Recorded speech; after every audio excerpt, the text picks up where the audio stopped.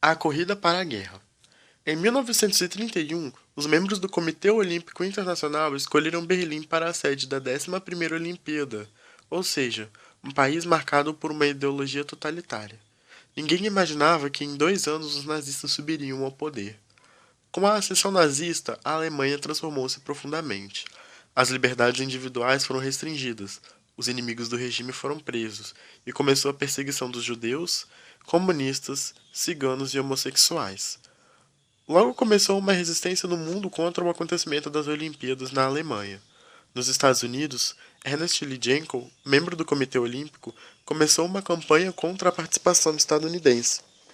Na Europa, grupos simpatizantes da democracia e do socialismo tentaram realizar jogos alternativos para concorrer com os de Hitler, os Jogos Populares de Barcelona, que graças à Guerra Civil Espanhola foram cancelados. Os nazistas buscaram organizar uma Olimpíada com muita pompa, construíram um estádio olímpico e mais outras instalações esportivas. Durante os desfiles das delegações, ao passar pela tribuna, os austríacos fizeram uma saudação nazista, os búlgaros passaram em marcha unida, e os franceses fizeram um gesto olímpico, confundindo com uma saudação nazista. Foram todos aplaudidos. Os estadunidenses passaram com a mão no peito, enfrentando um silêncio constrangedor. Nos estados germânicos, Hitler encontraria um inimigo inesperado: os atletas negros dos Estados Unidos, comandados por Jesse Owens, ganhador de 4 medalhas de ouro. Owens venceu os 100 metros e os 200 metros rasos, fazendo em ambas dobradinhas com outros estadunidenses. Nas eliminatórias para o salto em distância, um acontecimento deixaria claro que ser alemão não era sinônimo de ser nazista. Owens enfrentou o campeão europeu alemão Luz Long. Cada atleta deveria alcançar pelo menos 7,15 metros para ir à final. Marca habitualmente tranquila para o estadunidense, mas Owens queimou a primeira e a segunda tentativas. Se falhasse na terceira, seria eliminado.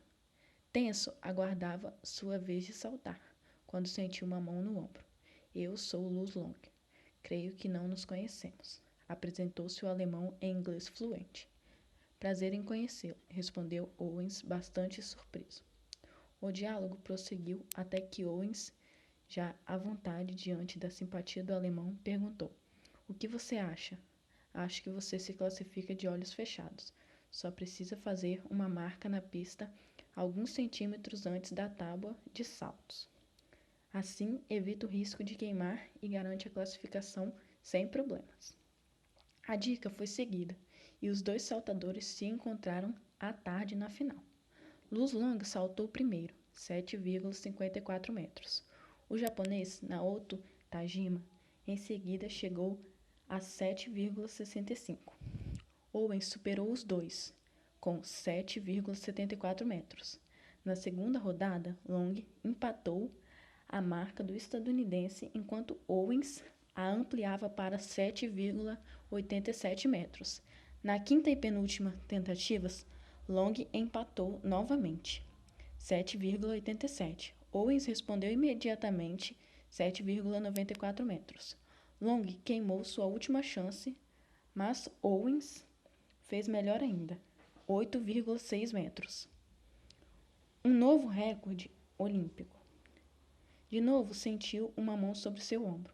"Parabéns", cumprimentou Long, sorrindo diante de 100.000 pessoas em silêncio e de Hitler, que se preparava para abandonar o estádio. O expansionismo alemão foi o principal responsável pela Segunda Guerra Mundial. Com Hitler no poder, ele queria acabar com o Tratado de Versalhes, devido aos territórios tirados da Alemanha e porque teria que cumprir todas as exigências políticas, econômicas e militares. Quando tiveram de enfrentar as violações do Tratado de Versalhes e as ameaças de guerra, Inglaterra e França recuaram, perseguidos pelas lembranças da Primeira Guerra. Os dois países empenharam-se em evitar outra catástrofe. Estadistas britânicos defendiam uma política de apaziguamento, que era ceder à Alemanha na esperança de que Hitler, satisfeito, não arrastasse a Europa para outra guerra.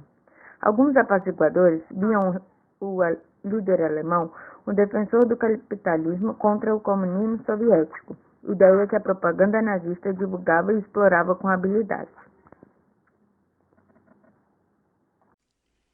Para realizar os objetivos de Hitler, a Alemanha tinha de rearmar-se.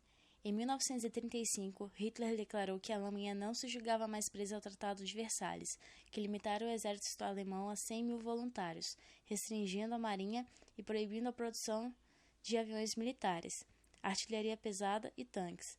A Alemanha então se restabeleceu, porém a França protestou. A Inglaterra então negociou um acordo naval com a Alemanha e Hitler enviou tropas para a Renânia, violando o Tratado de Versalhes. Hitler queria incorporar a Áustria ao Terceiro Reich, e que o tratado proibira expressamente, mas no Mein Kampf, Hitler insistia em que a união era necessária e ordenou a invasão. França e Inglaterra informaram ao chanceler austríaco. O chanceler renunciou e em 13 de março de 1938 foi declarada a província alemã. Os Sudetes, orientados pela Alemanha, começaram uma agitação denunciando o governo tcheco por perseguir a minoria germânica. Por trás dessas reivindicações estava a meta de anexar a região. O ministro Neville convidou Hitler para uma conferência. Houve a Conferência de Munique em setembro de 1938, decidindo que houvesse evacuação imediata dos soldados tchecos, sendo a Tchecoslováquia tomada pela Alemanha. Em 1939, em agosto, a Rússia comunista e a Alemanha nazista firmaram um pacto de não agressão. Um anexo secreto previa a divisão da Polônia entre as duas partes e o controle russo da Letônia e da Estônia. O Pacto Germânico-Soviético foi o sinal para a invasão da Polônia. No amanhecer de 1º de setembro de 1939, as tropas alemãs atravessaram a fronteira. Diante da invasão, a Inglaterra e a França declararam guerra à Alemanha. Iniciou-se então a Segunda Guerra Mundial. A Guerra Civil Espanhola. No ano de 1931, as forças antimonarquistas venceram as eleições. O rei Afonso XIII deixou o país e a república foi proclamada. O governo foi assumido por partidos de esquerda, socialistas e liberais, que introduziram reformas religiosas, separando o Estado da Igreja. Além da Igreja, isso desagradou outros setores conservadores da sociedade espanhola, como o exército e os grandes latifundiários, que formaram uma oposição ao governo republicano. A situação política da Espanha não era boa. Greves realizadas pelos trabalhadores, os militares tentaram um golpe, a Catalunha investiu no seu movimento de separação.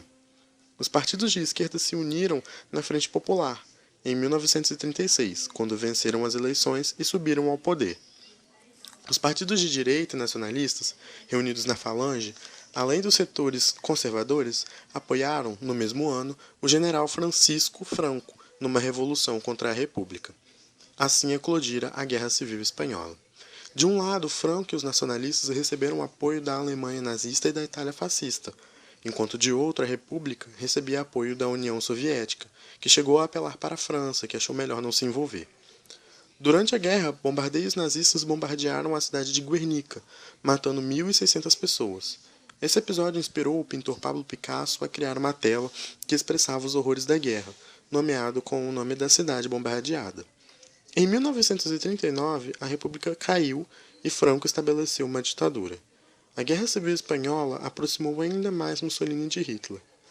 Franco foi, durante a Segunda Guerra Mundial, suficientemente astuto para se manter neutro, ajudando apenas com homens na invasão da União Soviética. Brigadas Internacionais é o nome de um conjunto de unidades militares compostas por voluntários estrangeiros que, durante a Guerra Civil Espanhola, lutaram ao lado da República. As Brigadas Internacionais perderam cerca de 10.000 voluntários em combate. Em 26 de janeiro de 1996, as Cortes concederam a todos os brigadistas ainda vivos a cidadania espanhola, cumprindo uma promessa feita pela República mais de 60 anos antes. O franquismo e o futebol. Durante toda a ditadura de Franco, o clube de futebol Real Madrid serviu como instrumento do governo fascista. As conquistas nacionais e internacionais eram utilizadas como elemento de legitimação e propaganda do regime. Ministros de Estado e dirigentes do clube reuniam-se com frequência. Uma série de medidas visava vincular o futebol ao franquismo. Diversos clubes foram mantidos sob intervenção do governo. Todas as associações e federações de futebol ficaram subordinadas a um órgão central. Proibiu-se que os nomes de clubes possuíssem qualquer referência a idioma que não fosse o castelhano. Além dos estrangeiros, a proibição voltava-se para o galego, o basco e, sobretudo, o catalão. A cor do uniforme da seleção espanhola foi alterada para azul, das falanges fascistas, foi instituída a Copa do Generalíssimo em homenagem a Franco e estabelecida a obrigatoriedade da saudação fascista no início de cada partida.